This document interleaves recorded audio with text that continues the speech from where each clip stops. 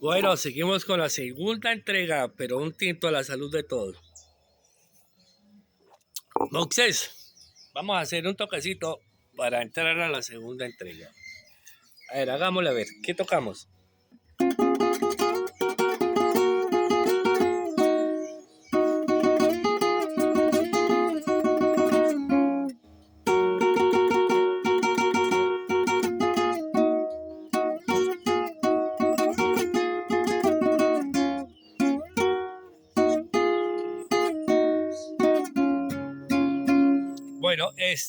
Bueno, ya entramos a donde Moisés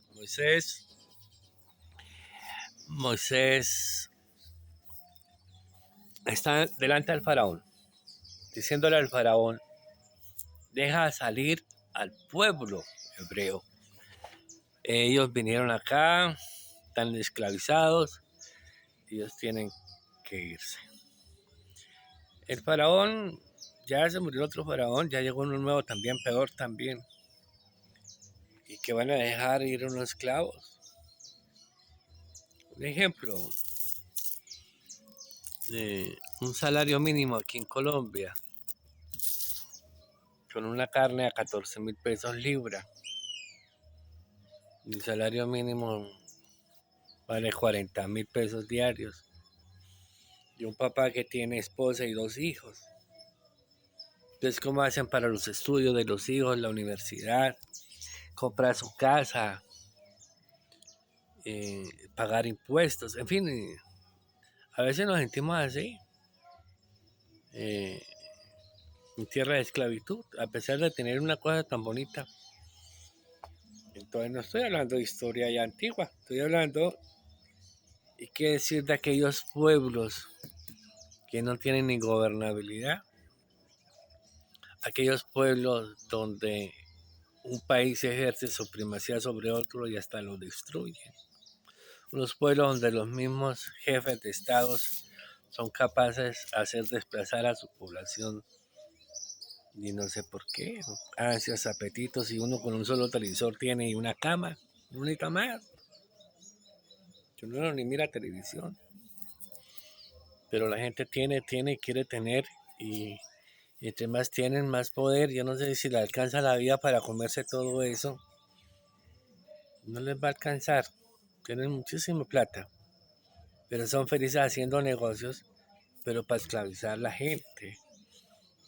Y a veces ese problema no es ni por ellos mismos, es porque mismo Dios endurece el corazón de los gobernantes para castigar a su pueblo, porque papá que se respete no deja sin castigo a sus hijos. Entonces mira, Moisés estuvo ante el faraón y, y nada, ese man endurecido el corazón. Con tantos señales que hizo, ¿ya? Hubo plagas, hubo muertes de primogénitos, de hijos, de niños. Hubo 10 eventos y el faraón nada que dejaba salir a esta gente. Al fin dijo que sí. Bueno, vete. Él aprovechó y se vino. Pero si uno mira el mapa, yo no sé, en vez de irse por acá, se tiró fue por acá. Sí, por este lado, sí, por este lado. Aquí los que conocen a Colombia, en vez de irse por la carretera de Bucaramanga para la costa, entonces se fue por la carretera a Cúcuta. Y preciso que se encontró con el Mar Rojo. El Mar Rojo queda entre, bueno, Egipto, todos son pueblos muy cercanos, Arabia. Hay que revisar esos mapas. Y el faraón dijo, no, toca ir a traer la gente nuevamente porque nos quedamos sin la mano de obra para esta gente. Ya los de aquí no trabajan, los que trabajan se fueron. Entonces el faraón se arrepintió de haberlos dejado ir y fue por ellos. Pero como Moisés tenía poder en Dios, Dios Señor, y Dios hizo que el Mar Rojo se abriera para que ellos pasaran. Y ellos pasaron y Efectivamente, luego se cerró el Mar Rojo y aparecieron mucha gente del faraón ahí. Pero uno mira la locura de Moisés, se tiró por donde aparentemente no se tenía que ir. Me imagino yo que, que él es muy conocedor de la tierra y él iba, la experiencia que tuvo con su suegro era de allá más o menos de Arabia, Madián, ahí con límites del Mar Rojo, y terminó Moisés en el monte Sinai. En ese mismo monte que Dios le habló que tenía que irse para Egipto. Y Moisés utilizó el camino más largo. ¿Por qué? Porque en medio de la salida hay mucha pelea, hay mucha guerra, hay muchas tropas de muchos países, de muchas tribus, de muchas cosas que no dejaban ni pasarlos, querían matarlos.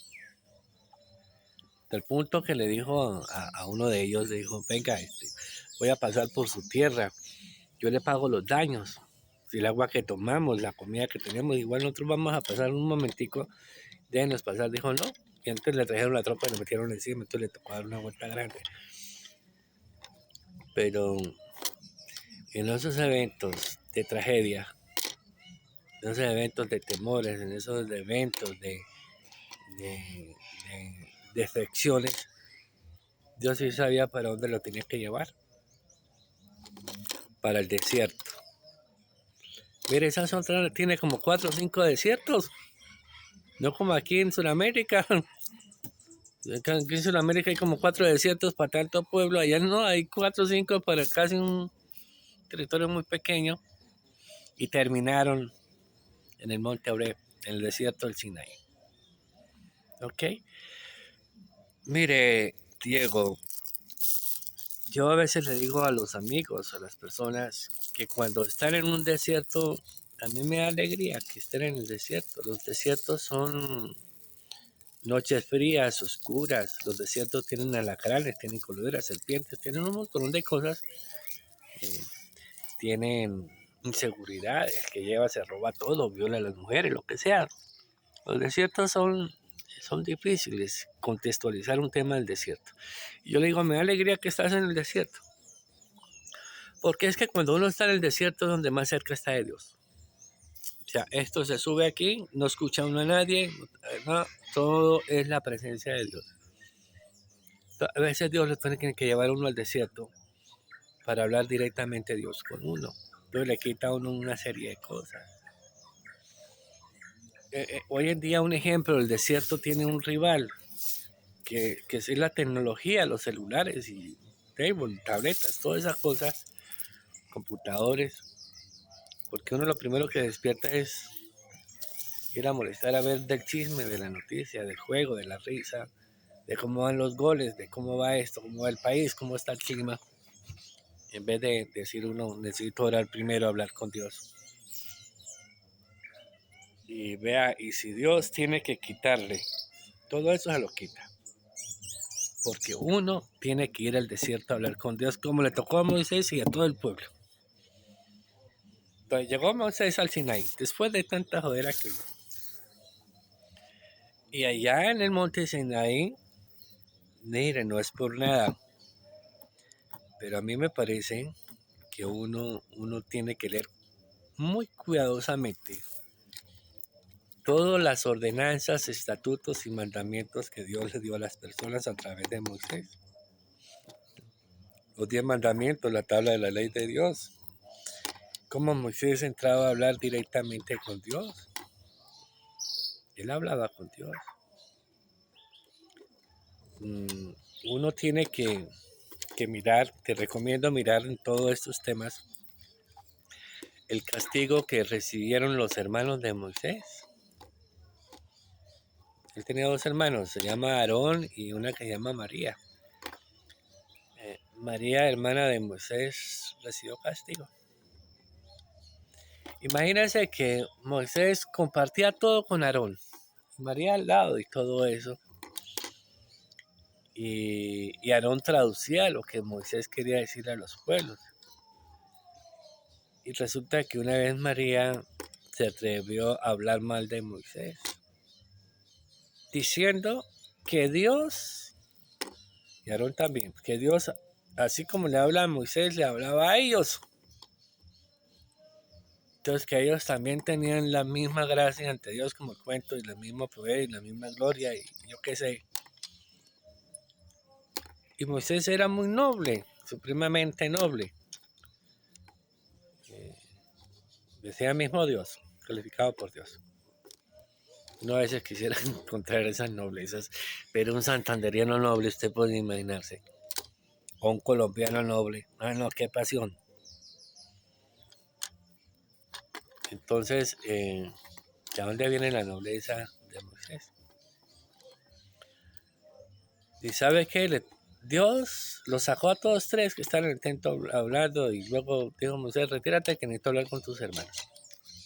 Él le dijo a María y le dijo a los: vea, yo cuando hablo con los profetas de Dios Altísimo, que soy yo, decía Dios,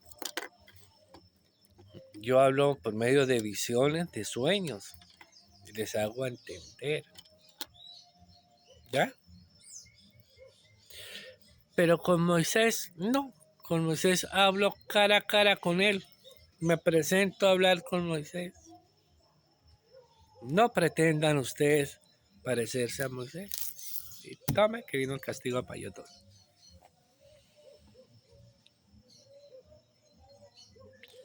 Es una palabra muy dura para uno, porque uno a veces tiene la lengua tan suelta que uno a veces se atreve a hablar de aquellas personas que ministran las cosas de Dios, aquellas personas que están entregadas realmente a Dios en su corazón, y uno sin necesidad los critica y habla y hace supuestos y agrega mentiras y se vuelve tráfuga uno, y se vuelve malintencionado y se vuelve... A veces está uno castigado y no se da cuenta, y a veces ahí donde fue que está el pecado de uno. ¿Para qué tienen que hablar de la gente que habla de Dios? Problema de ellos si están optando mal. Y ahora, ¿por qué no es igual? Entonces métase, hable con Dios, que Dios le dé la gloria de él a esta persona, pero no se ponga a bobear. Entonces, Diego, mucho cuidado. Tú tratar de hablar lo que no tienes que hablar. Dile al Señor más bien que te haga entender, que te haga comprender, que te ayude, porque a veces hay cosas que uno no entiende.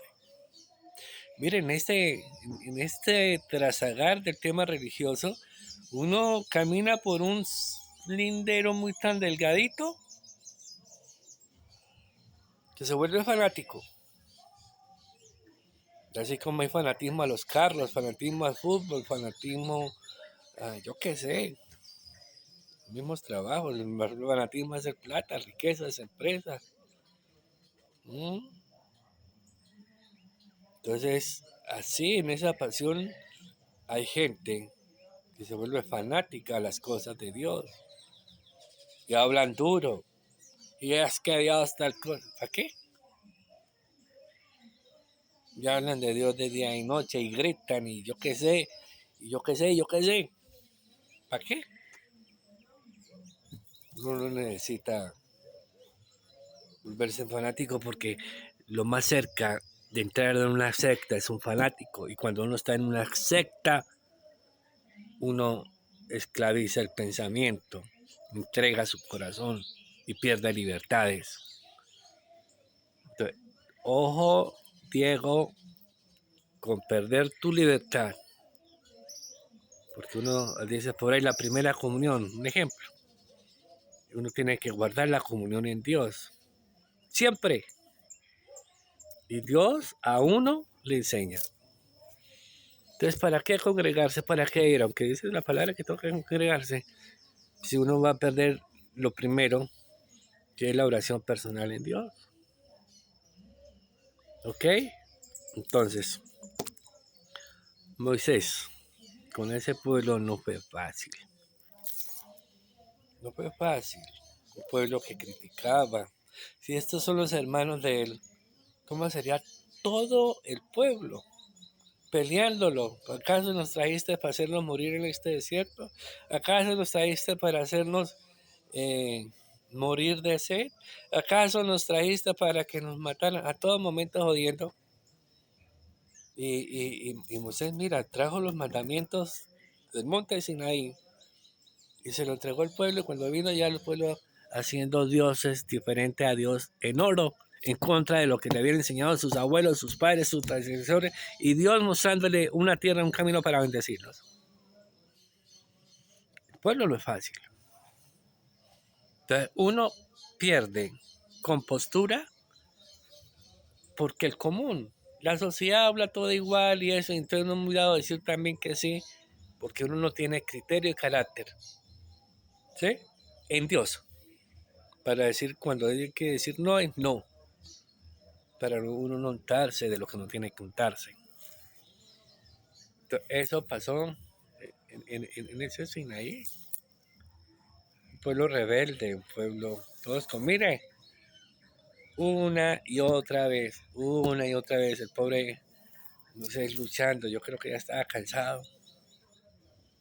La carga que Dios le puso supuestamente era muy grande, no por Dios, sino por su pueblo.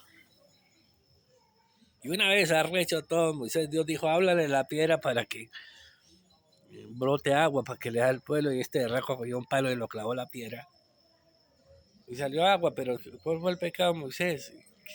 Que fue por el poder de él, en vez de decir que es Dios. Dios nos regaló el agua, Dios hizo brotar agua de la peña, pero fue la fuerza de Moisés y esta cosa y uno se lo olvida. Y Aarón también, y tome, lleve. Y fue tanto ese pecado que a Moisés no lo dejaron entrar a la tierra prometida, ese murió antes de entrar. Mire, quiero antes de seguir de la muerte de Moisés, un capítulo muy especial que me ha llamado la atención. Es la charla que tuvo Moisés con su suegro, Jetro. Moisés cargado de trabajo, de esto, uno parece Superman a veces, uno quiere todo, hacer todo, la responsabilidad y todo. Y todo llegó Jetro allá al monte Sinaí a hablar con Moisés, ¿qué estás haciendo? Y ellos hablaron como amigos, como personas de familia. Jetro incluso le llevaba a su esposa, Séfora, y los hijos allá a Moisés para que se unieran con el papá y todo eso. Entonces yo veo que tú no estás trabajando bien, ¿qué pasó? Ven, el suegro corrigiendo a Moisés. Dijo, no, es que yo estoy resolviéndole los problemas a todo un pueblo. Entonces Jetro le dijo, él lo escuchaba, conversaban esto y Jetro me imagino yo que era más obvio, más de edad que Moisés, o sea, más experiencia. Dios, si te puedo recomendar algo que no cause, porque acuérdate que Jetro era sacerdote también, de los madianitas, o allá en tierra de madianitas, yo no puedo decir que sea del madianita, en tierra allá era sacerdote. Digo, ¿por qué no buscas gente que te ayuden a gobernar? ¿Por qué no llevas gente que te ayude a juzgar? Y más bien los casos especiales tú los buscas, los otros, porque te vas a reventar, te vas a morir en medio de tanto trabajo y tienes que cuidarte, porque tienes que vivir también. Entonces, usted le hizo caso a su suegro y hizo esas cosas. O sea, me parece apasionante la forma como se hablaron, como se charlaron, como dialogaron, como resolvieron un problema. Y así se hicieron, ¿ya? Así se hizo. Entonces, esa parte. Bueno, entonces voy a terminar. Como Moisés no lo dejaron llegar a la tierra prometida. Moisés, ya viene el tema de Josué. Alístate para mirar a Josué en su gran dimensión. Josué estuvo con Moisés 40 años. Moisés estuvo preparado, Moisés fue un guerrero y Moisés fue el que condujo a la gente a la tierra del Canaán, y cómo Dios luchó, les ayudó aún a Moisés a posesionarse en las tierras del Canaán. Lo que no hacían los hombres por su fuerza, Dios lo hacía y les ayudaba. Recomendaciones. Miremos en Deuteronomio las bendiciones de la obediencia. ¿Sí? Y lean los títulos, manuales para todo, para el matrimonio, para la guerra, para la paz, para la sanidad. Eso es un manual para vivir en convivencia. Y yo no creo que haya daño alguno en uno observar todo lo que Dios exigía a unos sacerdotes, una forma de mirar la vida. Entonces ese manualito de los Deuteronomios y las consecuencias de la desobediencia también está por ahí, que es lo que le viene. Entonces me parece que a mí, que esos temas no es de ayer, esos temas serán siempre, siempre. Entonces yo creo que termino. Vea, alcancé a terminar lo que quería decir. Entonces, como voy a terminar, me quedan unos minutos. Vamos a tocar un poquito, porque ya nos vamos a preparar a ver ¿a quién? A Josué.